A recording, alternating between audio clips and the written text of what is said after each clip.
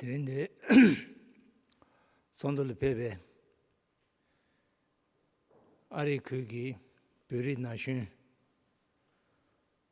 pom samalala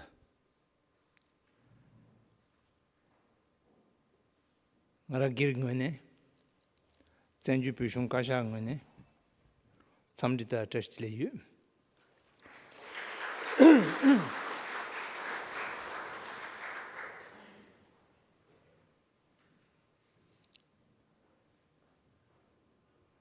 I was told that it would be better to talk in English. It's a bit funny. We all Tibetans and talking in some foreign language, and the speaker is not familiar with this language. Anyhow, I will use my broken English in order to communicate with you better.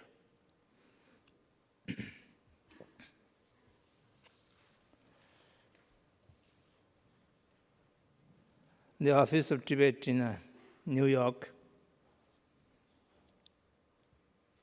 was planning this conference for a long time,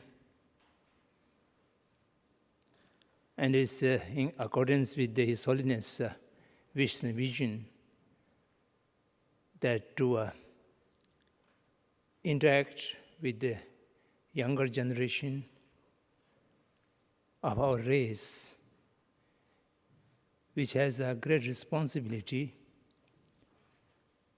and also facing the race,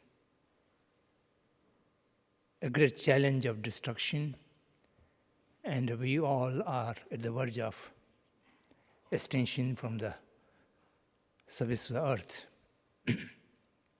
A great nation having more than 2,000 years of recorded history, a race of an intelligentsia, a community of scholars and genius people, small in number, but great in wisdom and scholarly work. On this earth, no any other nation which have produced such enormous scholarly work, translations, original writings, and immense scholars have been created in a short spell of time, around 12 to 1300 years, and with population of not more than 6 million all the time.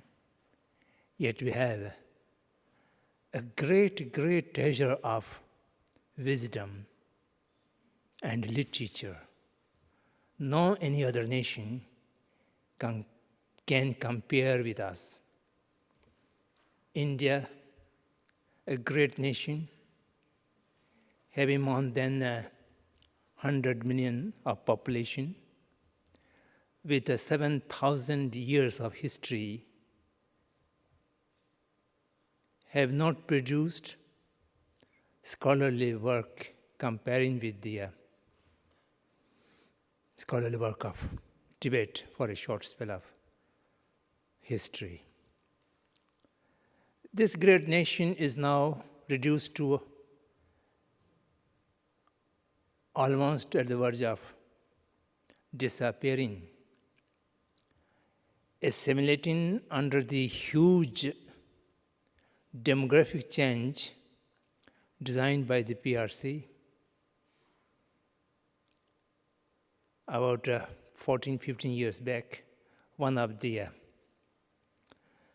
Tibet Affairs workshop has come up with the idea that demographic change is the final solution to the Tibet problem. And it happened today.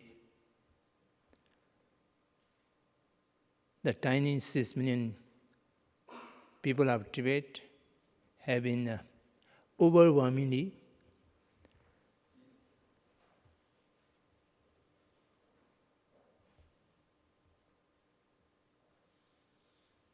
the large number of non-Tibetan population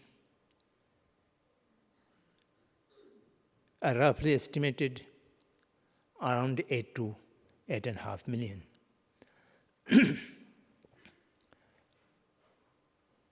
Particularly after the arriving of railway line in Lhasa, the population transfer have been geared up immensely.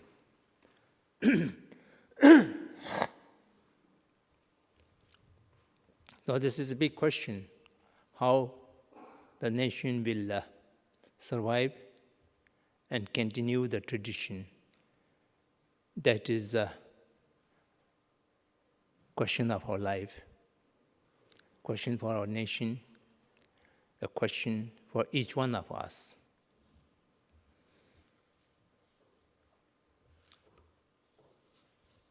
The topic given to me this afternoon was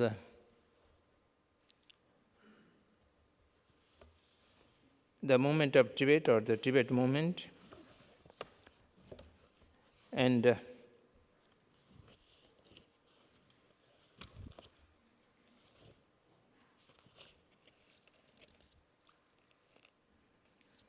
role of youth.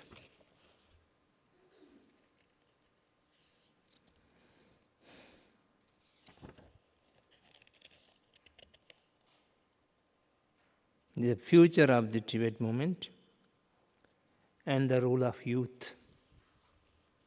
I don't know how to deal with this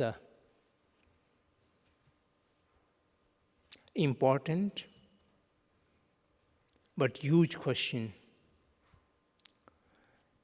I don't know within a time spell of an hour how much we will be able to discuss in depth about this question.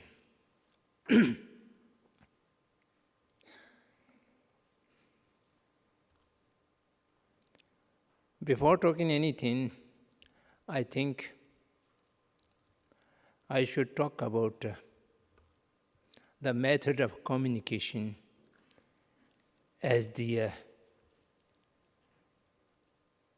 Tibetan Buddhist tradition talk about, without which we may not able to establish a dialogue between us. We might be just engage ourselves into monologue. For the purpose of establishing a dialogue between the speaker and the listeners, there are three necessary conditions which we shall have to create and which can be created. These three necessary conditions, as taught by Buddha and later on summed up by Acharya Arya Dev, the chief disciple of Nagarjuna, who have said that Surnen Loden Dunirwa Nyebu Nujichawarshi. You shall have to be a neutrality of mind, and you must have an intelligent mind, and also you have a certain degree of interest and curiosity. The first condition is to make the mind neutral, free from any prejudice, preconcepts, or things are taken for granted in accordance with one's own knowledge or information. If you have certain notion on certain subject in your mind, then the speaker might speak anything, but you will interpret or you will listen in accordance with your own notions or your own preconcepts. And similarly, you might have a certain idea about the subject or about the speaker. You might have certain idea, I know that subject, or I cannot know that subject, or I have no interest in that subject. Or sometimes you have great expectation from the speaker. He might have speaking new wisdom, new information, which might have a immediate benefit or result. Or you have taken for granted that the speaker does not know anything and he will not going to speak any useful. All these kind of preconditions or preconcepts are the greatest hindrance for establishing a dialogue between two people. So you have to open mind. Whatever the speaker would say, I will listen carefully and thereafter I will examine it. Not carried away by the speaker. You must have your own power of analyzing the matter. Without analyzing, taking for granted, whatever the speaker has said is one of the big defects of listening. Open mind, free from preconceptions, and willing to analyze it, inquiry into it, research into it. This kind of willingness is the one of the preconditions. Then the second is you must have your own independent way of thinking. You should not be taking for granted whatever the speaker has said. The Buddha himself has said to his disciples, do not accept my teachings because a Buddha have said it. You must examine it for yourself. The monks or the wise people should examine my teachings as a goldsmith examines the purity of the gold. Gilontakam, kenamchi. Sipche darve sirshinto, lepartalangaika, langorchai kuishrimin. You don't take my words because you have devotion or respect for Buddha. That is not the way to understand the Buddha's teaching. I think this is a bit unique. In Buddhism, there's no place for faith, blind faith, without knowing the taking things for granted, unknowing things which is being held in a belief of faith. That is not an intelligent way to understand things. So you must have the intelligent mind to examine each and everything up to the in-depth and in great detail. Only then you will able to understand the matter on which we are deliberating. And the third prerequisite is willing to learn, inquisitiveness, a kind of burning desire to get into the given subject, to analyze it and to understand it. So if you have these three prerequisites, then we might be able to establish a communication between us and dialogue between us. So I urge of you to look into your own mindset, and do you have these three prerequisite conditions to have dialogue with me in this afternoon. Coming to the future of Tibet movement, before analyzing the future of Tibet movement, you shall have to understand what does mean by the expression movement. In English language, I think movement has so many different kind of connotation. I move my hand, I move my lips, all these are momentum, or movement. Whatever is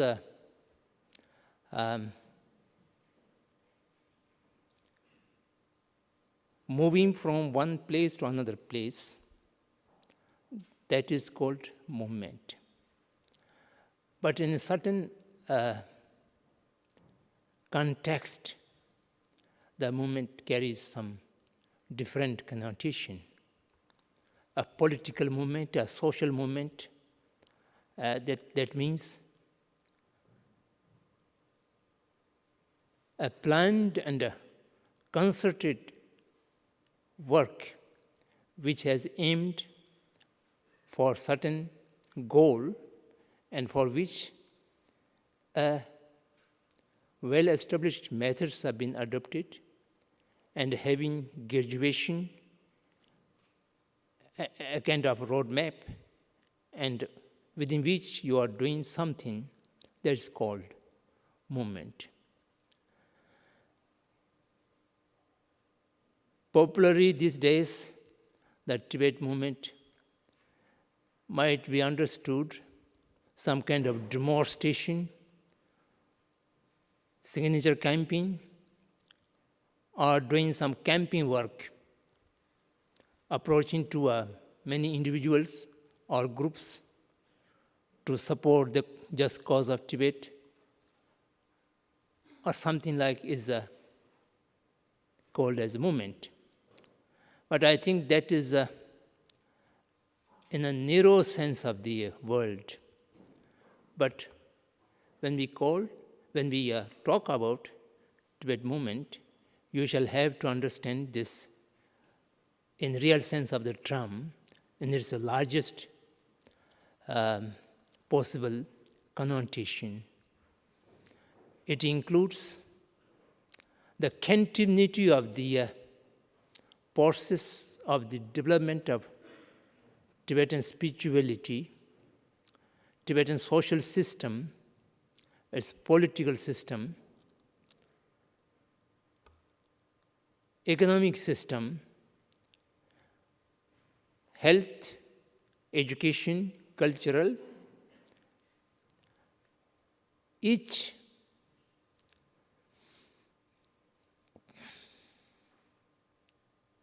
sphere has its own peculiar movement, and which can also encompass with each other, or combined as a one movement, or it can be divided into many different movements. Here, the movement must mean unceasing continuity of Tibetness, to preserve, to promote, to disseminate the Tibet wisdom. That is our movement. It might include the demonstrations, the agitation, the camping, and so many other things, but each one of these must be related for the continuum of Tibetness, the wealth of Tibet, that is, the wisdom and compassion, the combination of wisdom and compassion, which the Tibet people has preserved for the last more than 1,300 years, and it need to be preserved all the times to come for the benefit of all sentient beings. Tibet movement must not misunderstood as a selfish action. All the Tibet movement presently, under the distinguished leadership of His Holiness the 14th Dalai Lama, it does not have anything which is only for the benefit of Tibetan people alone.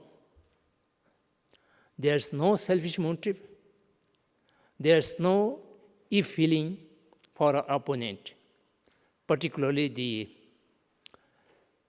authorities of PRC, the People's Republic of China, who are doing all kind of wrong and injustice for the Tibetan people, for the Tibet land, for the Tibetan environment. In spite of that, we do not have any kind of ill feeling or anger to those wrongdoers. This is the uniqueness of Tibet movement. And also, this movement does not have any place for the slightest of violence, directly or indirectly. If there is a violence, then you must understood this is not a part of Tibet movement. If Tibet movement does not have a present, then you cannot think of its future. We are talking about future, the present must be preserved in its original form, in its purest form. That is violence-free movement of social, economic, political, and spirituality, which everything comes together for the emancipation of all sentient beings, and particularly the people of China, people of Tibet. People of Tibet and people of China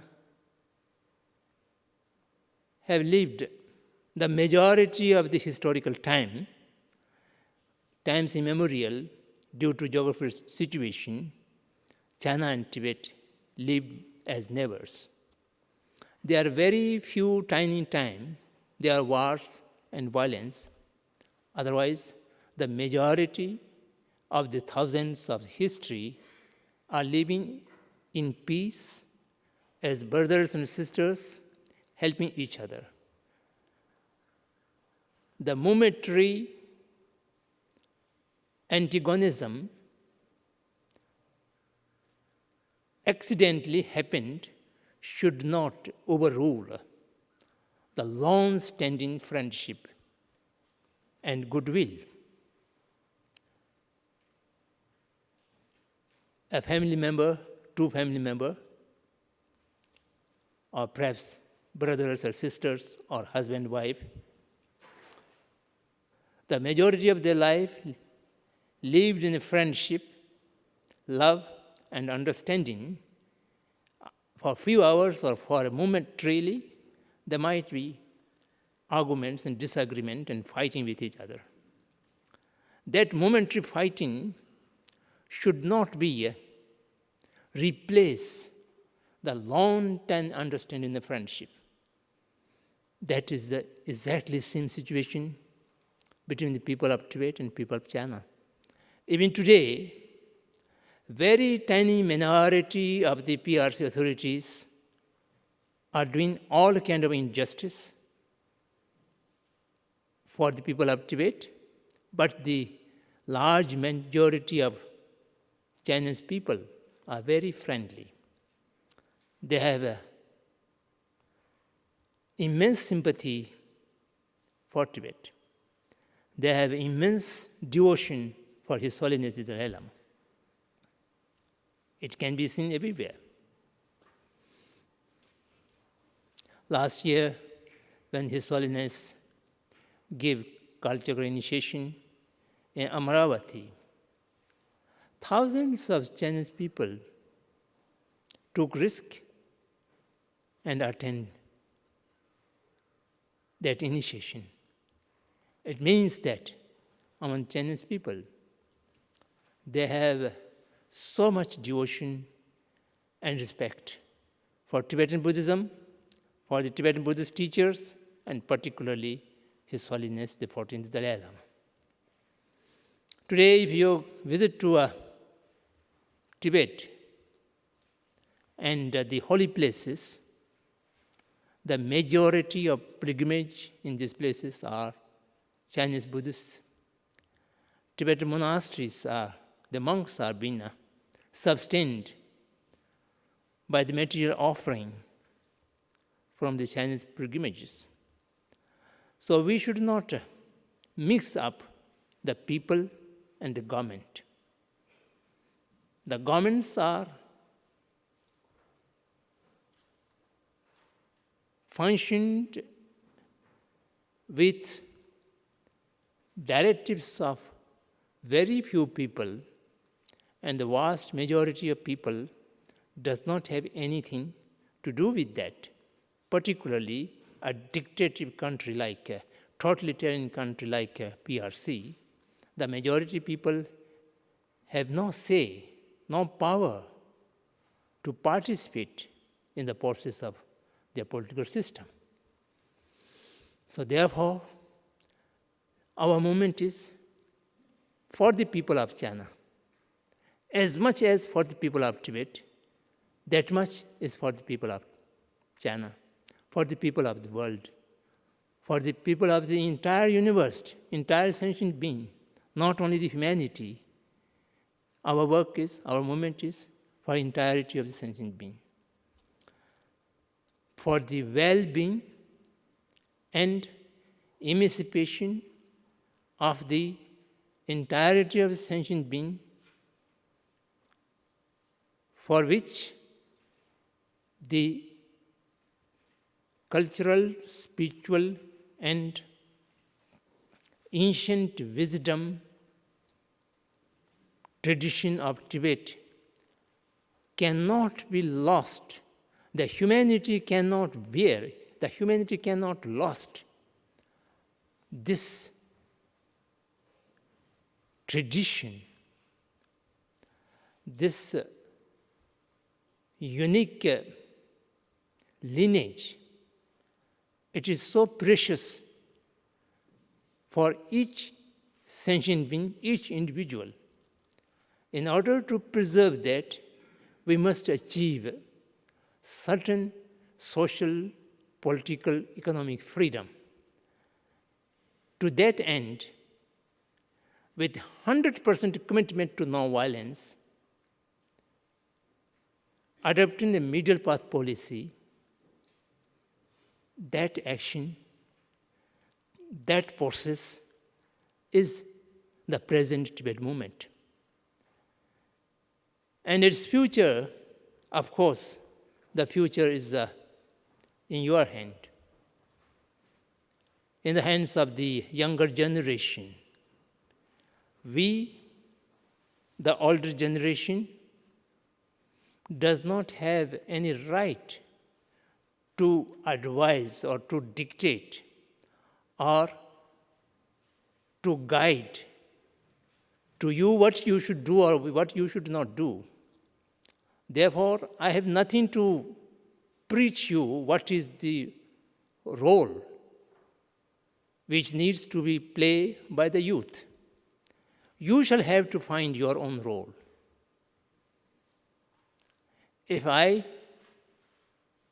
tells you what role you should play, then that would be just a hearsay or just a information which without proper processing you believe in it. that will not carry any weight. The older generation, the past time, the past history, these are only a source of information or a subject of evaluation. It does not dictate you any course of action. The course of action you must find out for yourself. What role you have to play, that you shall have to find for yourself. If your inner conscious, if your own wisdom tells you the ongoing moment is useless, we need not play any role in it. You can make that decision. Nobody would stop it. We have no grudge. You are born in human form in the race of Tibet. If you feel you have certain birth responsibility, then you shall have to find out for yourself what is your natural and what is your inherited responsibility. We, the Tibetans, as a follower of Buddha, do not speak at any time about rights. Right is a natural flow. The importance is duty, the responsibility. In the modern world, everybody in the modern world, particularly in the Western world, the right comes before the responsibility. That creates so many problems. If a human responsibility are given importance and being performed properly, there would not be any cases of violation of human right. Without paying attention to human responsibility, you can never protect the human rights at any cost. The universal so-called Declaration of Human Rights, now more than 50 years has passed, it's nearing to 60 years, and during which period the highest human rights violations are being taking place in Tibet, in China, in many other worlds. Even today, there are so many nations and countries before our eyes. What is happening recently in Burma? Our fellow Buddhist monks are come out in the streets and they are brutally beaten up and imprisoned and tortured for nothing. I think the 20th century and the beginning of the 21st century are the worst time as far as human rights violations and violence is concerned.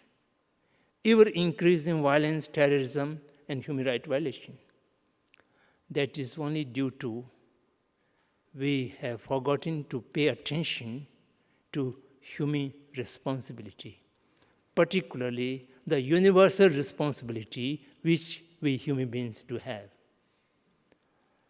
The unique teaching, the unique legacy of our beloved leader, His Holiness the 14th Dalai Lama, is his teaching of universal responsibility.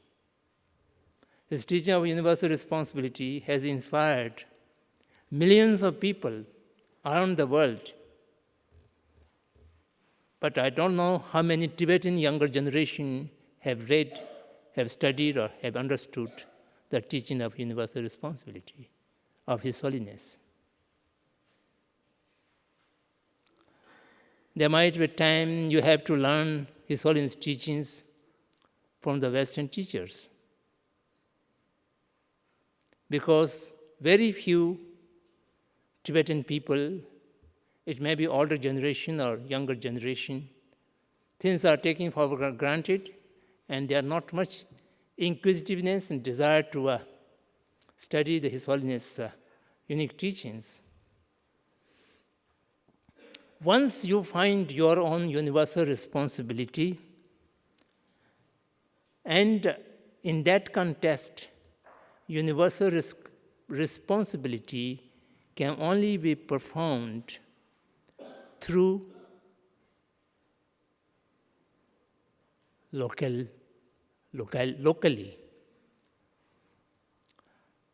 The ancient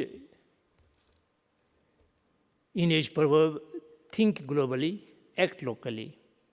That is a natural flow. You cannot act universally. You can only think universally. So once you understood the universal responsibility of yourself, then you will very well know what your role to be played in the context of Tibet movement. If your mind is agitated, you are full of anger,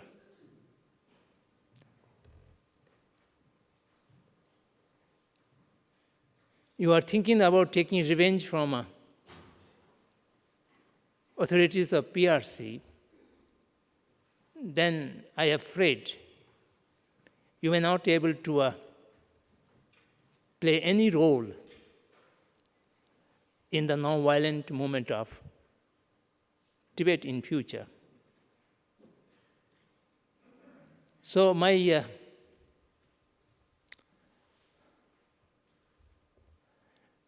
presentation in a nutshell is that the continuum of Tibetan culture and spiritual heritage is the real Tibet movement, which is very much alive today. And its future is in your hand. I have nothing to advise you how to play your own role in this process. I only can urge you, open your mind, use your rationality, and find for yourself what is your role for the future of the Tibet movement. That's all I wanted to say. There's 15 minutes more, which I will leave for your comments or perhaps some questions. Thank you for your attention.